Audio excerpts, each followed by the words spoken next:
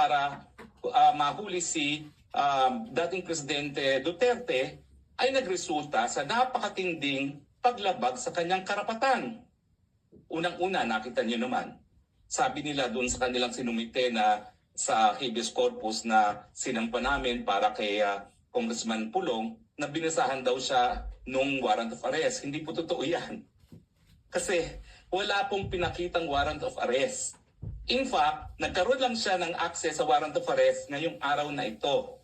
Kasi kagabi, bago pumasok sa detention facility si Atty. Kaufman, nagpa-print sa akin ng isang kopya ng warrant of arrest. At ngayon pa lang nabasa ni Presidente yung warrant of arrest laban sa kanya. Ilang araw na nakalipas matapos na siya ay naaresto at napadala rito sa The Hague. Pangalawa, hindi lang niya nakita ang warrant of arrest, hindi rin siya sinabihan ng kanyang mga karapatan. Ang binasa lang ni General Torre, at nakita ko naman ito sa Facebook, ay yung mga karapatan na akusado sa lokal na hukuman.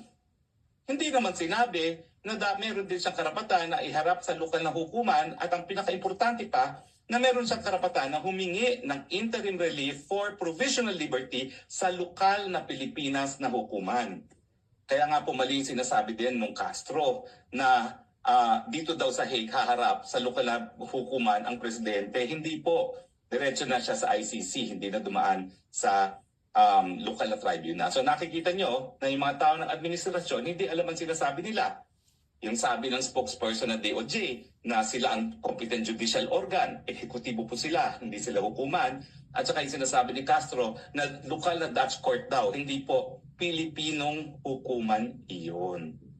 At dahil hindi nga sumunod sa provision ng Article 59, naging kidnapping.